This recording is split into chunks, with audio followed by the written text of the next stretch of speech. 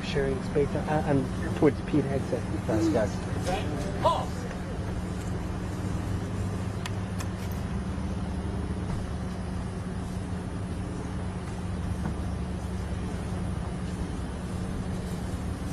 Good afternoon, everybody. It's good to be here at U.S. Central Command. Admiral Cooper, the commander of CENTCOM, was going to be here with me. We just got done with detailed briefings, but of course he is busy because CENTCOM, Central Command, will be busy tonight because President Trump said we will be hitting Iran hard, and we will be, because Iran has a chance to make a good deal, a great deal, to codify what they said they've been willing to do, and they haven't been willing to do it. So, as President Trump said, they've been tapping. You can see when someone's trying to tap on a deal. Instead, they're going to have tap bombs dropping on key facilities in Iran from the United States of America. And that's not because we want to restart anything we don't have to restart. It's because the War Department is prepared to set the terms to ensure that we get the kind of deal President Trump expects.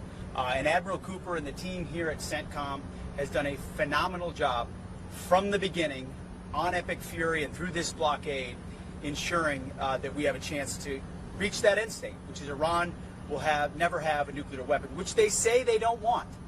And so since we're so close to that negotiated deal, if that's the case, they should step up and do it. There's another thing that was revealed today by the President that the press has not been aware of, but certainly this building, the U.S. Central Command, has known, is that Project Freedom, the idea of running ships through the Strait of Hormuz, it never stopped. It just went underground. And so there's some things the public knows and some things the public doesn't know. But ultimately, we've been protecting commercial shipping going through the Strait of Hormuz, as the President announced, to the tune of over 100 million barrels that have moved through and more in the middle of the night, protected by the United States in a way that Iran can't stop. They can't see it and they can't stop it. So answer me this. If our blockade is ironclad, which it is, we just disabled another tanker attempting to leave just yesterday. Our blockade has stopped almost 140 ships attempting to navigate in or out to Iranian ports. So if our blockade is ironclad, which it is, and we're able to move commercial shipping in and out of the Strait of Hormuz, who controls the Strait of Hormuz? And President Trump said it, and he's right. The United States of America controls the Strait of Hormuz. We're able to bring oil in and out and other things with partners, and have done so now for weeks and weeks in ways the Iranians don't want to acknowledge. That's a powerful reality on the ground. Add that to what the United States military, what Central Command did to their Navy, to their Air Force, to their air defenses, to their power projection capabilities, and we know exactly on this ledger who's on the strong end and who is not, who's had decisive effects and who can't defend. And so from the beginning, we've shown overwhelmingly the kind of capabilities the War Department can bring. This building continues to plan. And so those strikes that will happen tonight will be strong. They will be clear. If they haven't happened tomorrow night, they will be strong and they will be clear. And throughout, Iran has an opportunity to make a deal. That's the point. President Trump is a deal maker, the best in the world. He's prepared to make that deal. Iran would be wise to take it. Otherwise, they would have to deal with the types of plans that I just had a chance to see inside Central Command. And I'll end with this.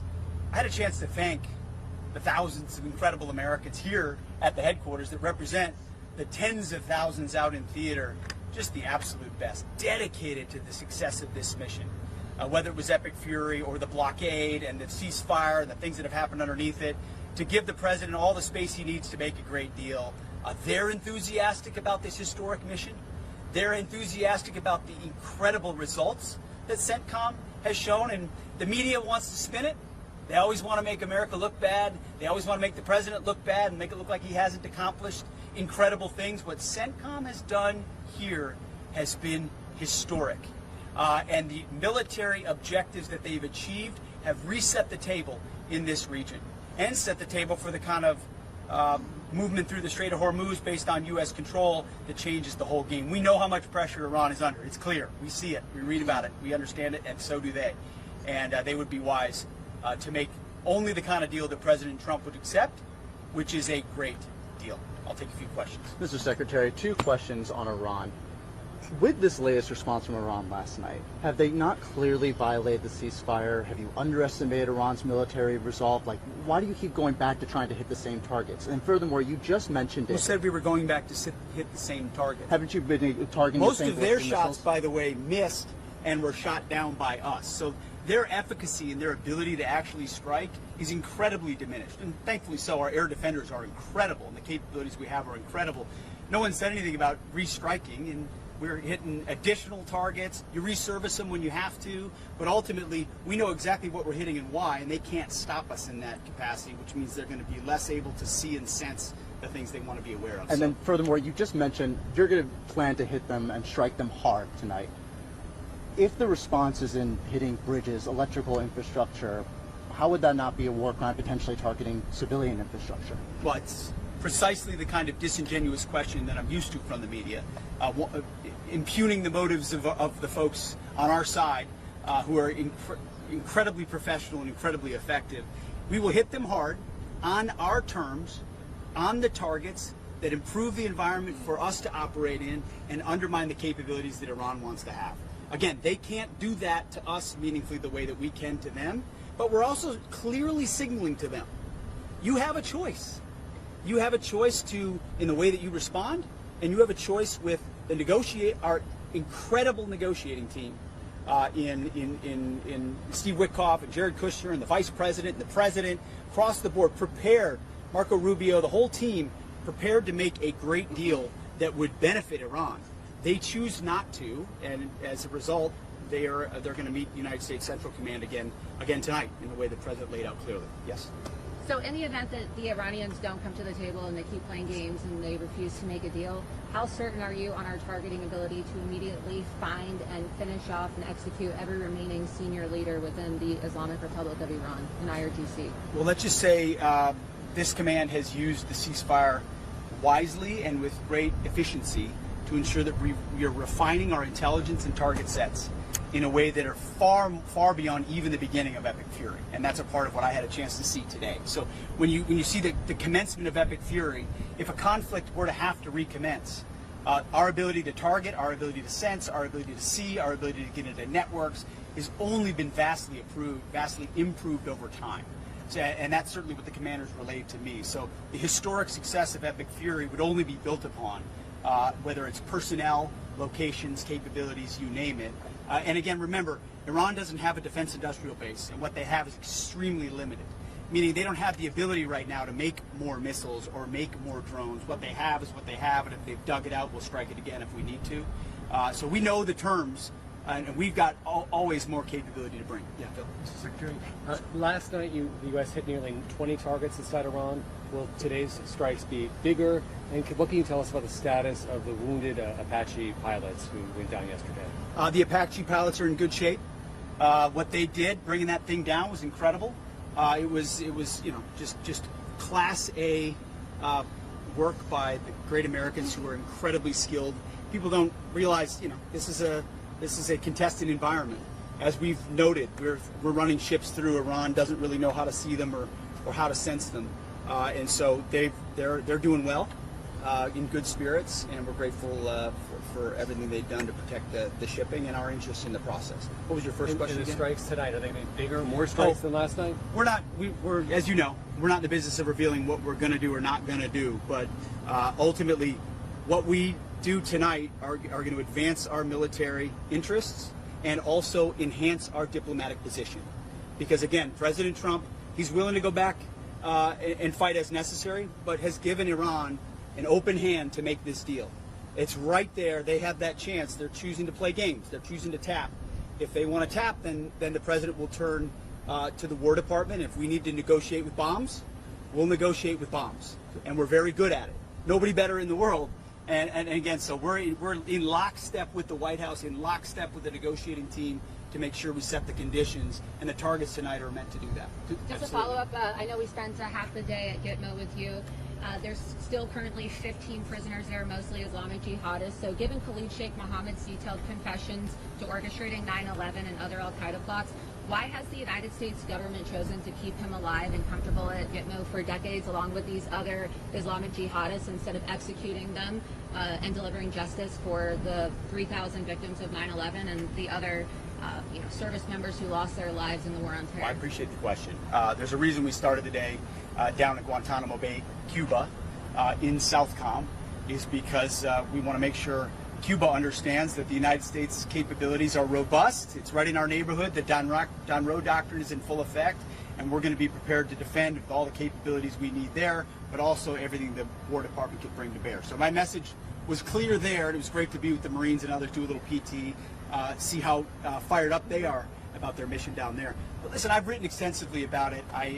These Gitmo detainees should have been executed, in my mind, personally, a long time ago, for the crimes of what they committed against the American people. Unfortunately, the gears of American justice got gunked up all the way back to when I was a guard at Guantanamo Bay. In 2004, 2005, I was one of the guards, one of the exterior guards, small part, in the first attempts on these trials that were just starting. There was a lot of hope.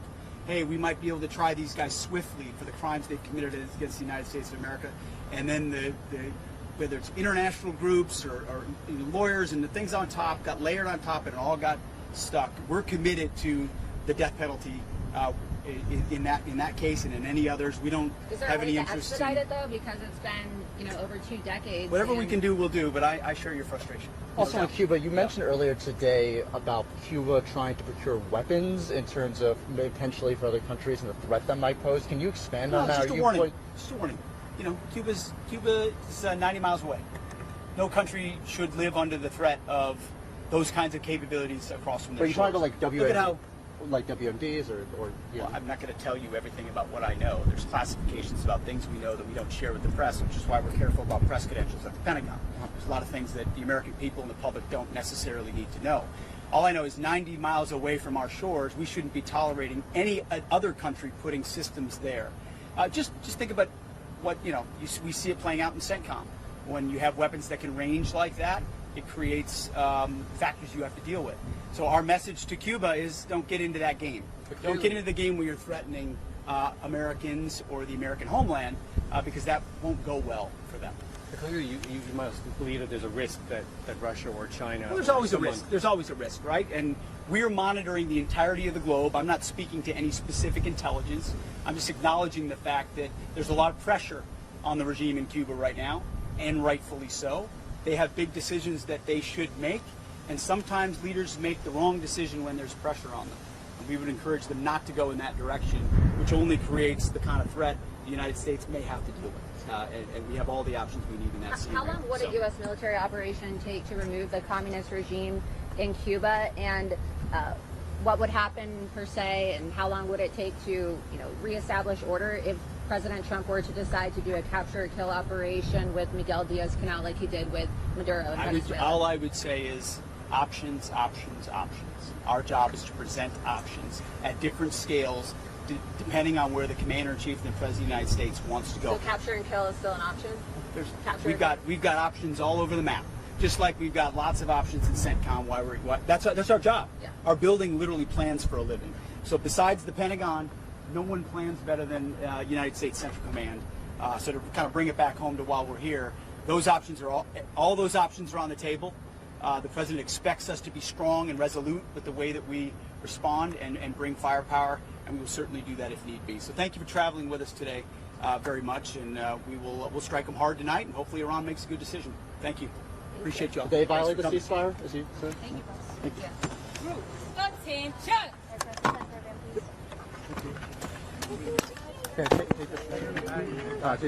I got it on here. You sure? Yeah. You want to take the camera? Yeah, I got it. Yeah, I got the. It was so great meeting you. Have a fantastic day. Hey, yeah. Hey, thank you so much. We appreciate it. Yeah, appreciate it.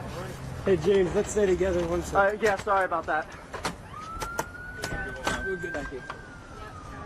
Thank you all. Thank you. Sorry, I'm just trying to get us. No, all good?